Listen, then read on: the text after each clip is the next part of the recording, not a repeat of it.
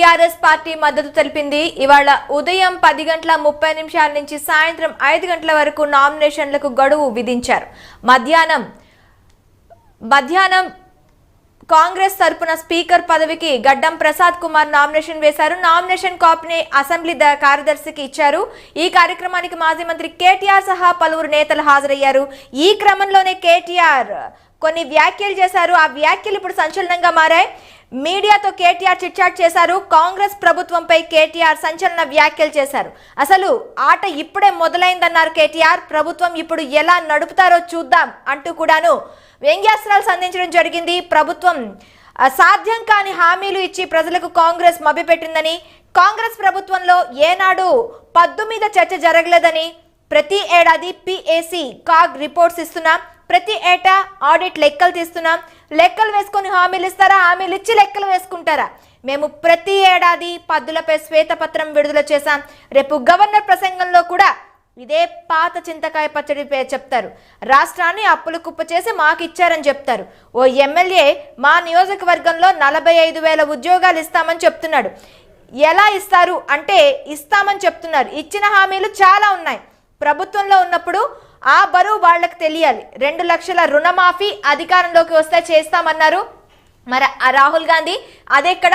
And 6 గ్యారంటీల పైన కూడాను ప్రభుత్వం ఇచ్చింది. ఇప్పటి వరకు దాని గురించి కూడా లేదు. మొదటి మంత్రి వర్గంలోనే 6 గ్యారంటీలకు చట్టబద్ధత ఇస్తామన్నారు, అది కూడా లేదన్నారు. సో ఇవన్నీ అసలు కేటీఆర్ ఏ ఉద్దేశపూర్వకంగా అన్నారు డీటెయిల్గా చెప్పడానికి మా ఇన్పుట్ ఎడిటర్ సంజయ్ అందుబాటులో ఉన్నారు. సంజయ్, కేటీఆర్ వ్యాఖ్యలు చేయడం జరిగింది 6 గ్యారంటీల పైన, అలాగే 2 లక్షల రుణమాఫీ ఏదైతే చేస్తామన్నారో రాహుల్ గాంధీ రెండో రోజే మేము రుణమాఫీ అధికారంలోకి వచ్చిన రెండో రోజే మేము రుణమాఫీ చేస్తామన్నాం. ఆ రుణమాఫీ గురించి కూడాను చెప్పడం జరిగింది.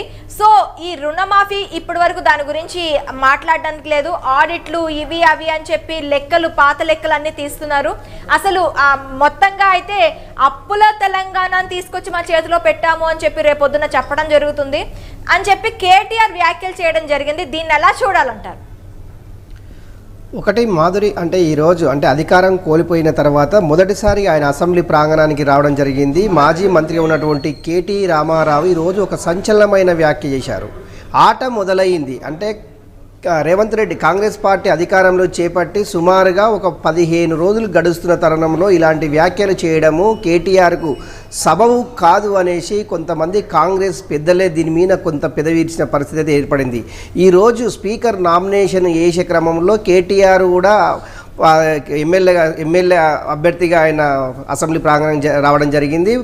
స్పీకర్గా నామినేట్ చేసినటువంటి గడ్డం ప్రసాద్ కుమారు ఆయన అది నామినేషన్ వేసేసి అసెంబ్లీ సెక్రటరీకి అందజేయడం జరిగింది. ఈ క్రమంలోనే కొంతమంది మీడియా మిత్రులతోటి కేటీఆర్ చిట్చాట్ చేయడం జరిగింది.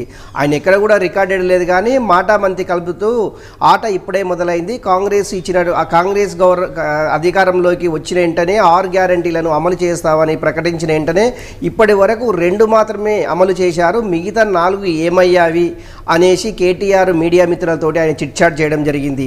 ఇలాంటి క్రమంలోనే ఎప్పుడే కానీ బరువు అనేది మోసేవాడికి తెలుస్తుంది.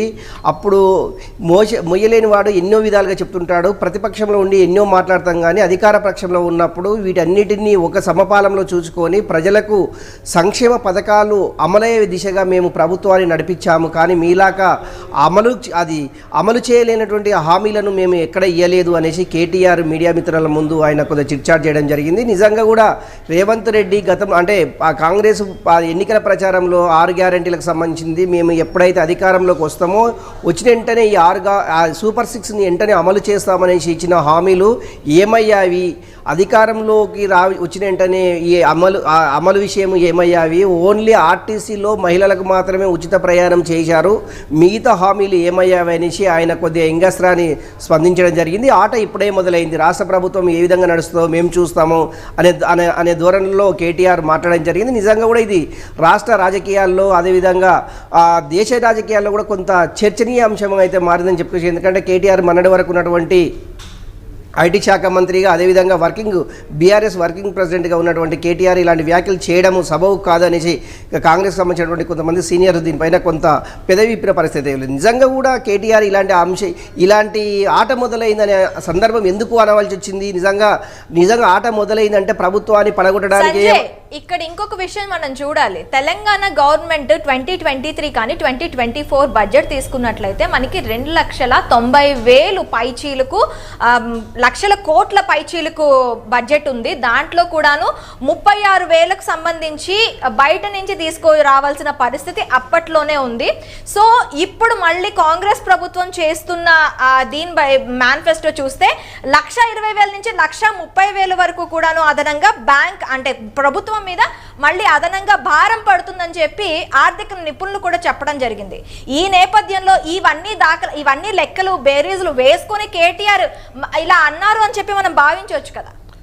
అవును మాధురి, ఎందుకంటే 10 సంవత్సరాలు అంటే వాళ్ళు బీఆర్ఎస్ అప్పుడు టీఆర్ఎస్ కానీ ఇప్పుడు బీఆర్ఎస్ కానీ అధికారం మొత్తం 10 సంవత్సరాల నుంచి వీరు అధికారంలో ఉన్నారు కనుక అంటే ఏ డిపార్ట్మెంట్లో ఏమేమి ఖర్చు పెట్టాలి, ఏ డిపార్ట్మెంట్కు ఎంత అప్పులు తెచ్చాము అనేసి కేటీఆర్కు ఒక సమగ్రమైన సమాచారము ఉంటుంది అని చెప్పుకోవాలి. ఎందుకంటే వాళ్ళ అధికారం కోల్పోయి 15 రోజులు కావస్తుంది. ఈ 15 రోజుల్లోనే రాష్ట్రానికి ఇప్పుడు కొత్తగా అధికారం చేపట్టినటువంటి కాంగ్రెస్ ప్రభుత్వంలో ఇలాంటి హామీలు వీళ్ళకు కొత్త ఏమి కాదు. నిజంగా కూడా ఇవి అమలు చేయాలి అంటే మేము తెచ్చిన అప్పు కంటే వీళ్ళు డబల్ అప్పు తెచ్చి సంక్షేమ పథకాలు అమలు చేయవలసి ఉంటుంది. ఇలాంటి అప్పు చేయడం వల్ల రాష్ట్ర ఆర్థిక పరిస్థితి మరింత దిగజారిపోతనేసి ఈ వ్యాఖ్యలు చేయడం జరిగింది కేటీఆర్. నిజంగా కూడా రాష్ట్ర ఆర్థిక పరిస్థితి ఏంటి, మనం ఇచ్చినటువంటి హామీలు ఏంది, సంక్షేమ పథకాలకు ఎంత ఖర్చు అవుతుంది అనేసి, అంటే రాష్ట్ర ఆర్థిక బడ్జెట్ ఎంత, మనము ఖర్చు పెట్టేది ఎంత అనేసి ఈ రెండింటిని సమపాలంలో చూడాలి. కానీ మనం ఏదో అంటే అధికారం కోసమే హామీలు ఇచ్చేసి ఆ హామీలను నెరవేరకుండా అధికారం చేపట్టడం ఇది సరైనది కాదు అనేసి ఆయన చెప్పడం జరిగింది. నిజంగా కూడా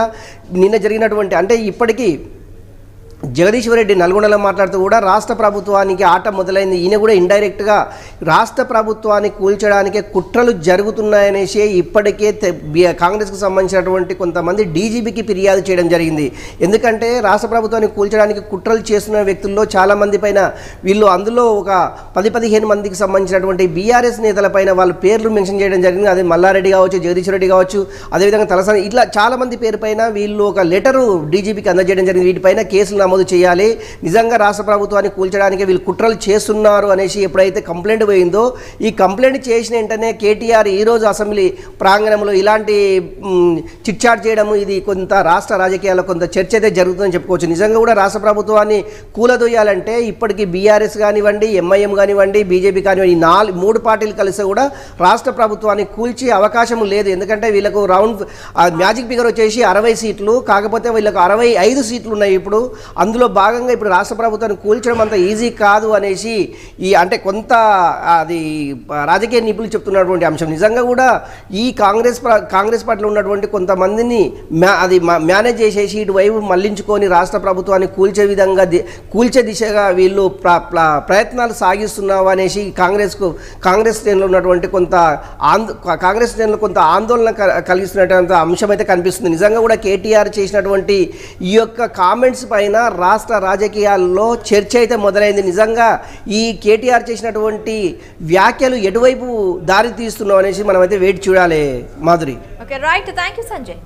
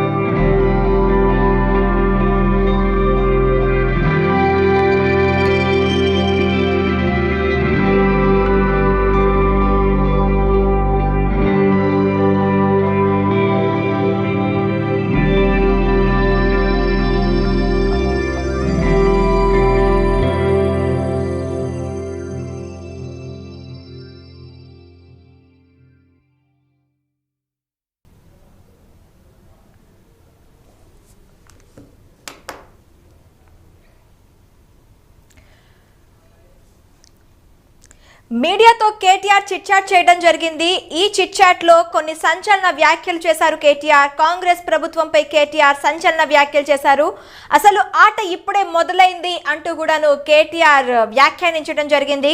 ప్రభుత్వం ఇప్పుడు ఎలా నడుపుతారో మేము కూడా చూస్తాం. సాధ్యం కాని హామీలు ఇచ్చి ప్రజలను కాంగ్రెస్ మభ్యపెట్టింది. కాంగ్రెస్ ప్రభుత్వంలో ఏనాడు పద్దు మీద చర్చ జరగలేదు. ప్రతి ఏడాది PAC కాగ్ రిపోర్ట్స్ ఇస్తున్నాం. ప్రతి ఏటా ఆడిట్ లెక్కలు తీస్తున్నాం. లెక్కలు వేసుకొని హామీలు ఇస్తారా?